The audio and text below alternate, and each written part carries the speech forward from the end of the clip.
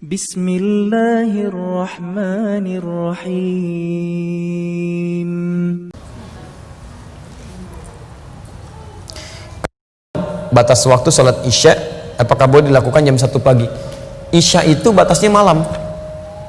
Kalau berakhir malam ya selesai isyanya.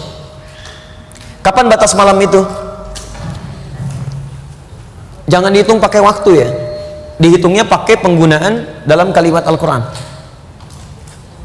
Perhatikan sini.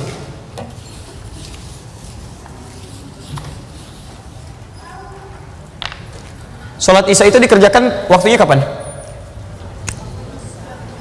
Pagi, siang, sore? Malam ya. Malam bahasa Arabnya lail. Ingat ada muqaddimatul lail, awal malam. Muqaddimatul lail, ini awal malam. Ada lail, ini malam. Kalau muqaddimatul lail, ini belum malam, baru jeda waktu menuju malam.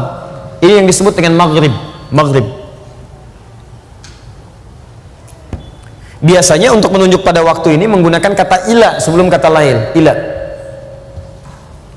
Misal, Anda puasa kan? Mulainya kapan? Subuh, baik. Bukannya kapan?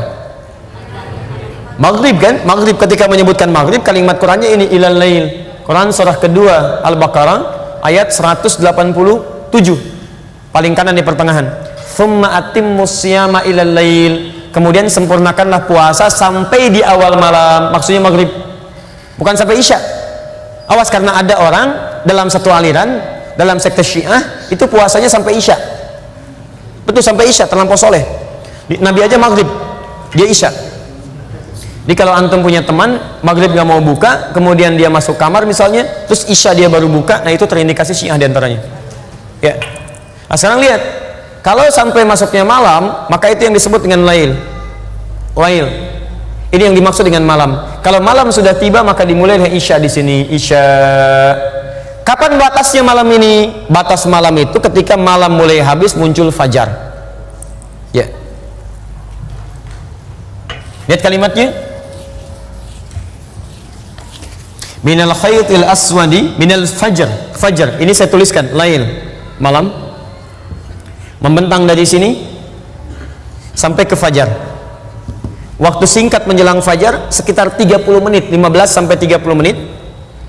Disebut dengan sahar namanya, sahar. Jamaknya disebut dengan ashar. Fokus. Malam, lail. Terbentang sampai fajar. Jadi kalau fajar muncul, lail habis. Jelas? Jadi kalau Anda tanya bagaimana kesempatan saya sholat isya, maka yang diutamakan satu, tunaikan tepat pada waktunya. Sekarang isya misalnya jam berapa? 7 lewat? Baik, di Bekasi 7 lewat 7 misalnya kan? Baik, 19 bisa di sini lewat 5. Maka ketika muncul adzan, Allahu Akbar menunjuk pada waktu ini, maka dimulai sholat isya. Terbentang luas. Terbentang luas. Tapi keluasan ini pun diikat dengan waktu yang paling utama. Yang paling utama, tunaikan tepat waktu. Kalau Anda terbiasa tahajud, takut kehilangan tahajud, boleh kemudian Anda jadikan sholat isyanya diakhirkan. Kalau Anda terbiasa tahajud, ingat, hadis mengakhirkan sholat isya itu adalah hadis yang disampaikan kepada Nabi ketika meminta orang ini, khususnya sahabat Umar bin Khattab radhiyallahu ta'ala anhu, supaya tidak ketinggalan tahajud. Beliau akhirkan sholat isya itu supaya bisa bangun tahajud. Karena umumnya orang kalau belum mengerjakan yang wajib akan biasa lebih kuat motivasinya bangun dibandingkan dengan yang sunnah. Nggak percaya begini, Bapak Ibu belum sholat isya, silahkan tidur, malamnya pasti bangun. Karena ada beban yang merasa belum ditunaikan. Tapi kalau Anda misalnya maaf sudah sholat isya, kemudian Anda tidur tidak terbiasa tahajud, itu bangunnya boleh jadi bisa mendekat ke subuh. Jelas ya?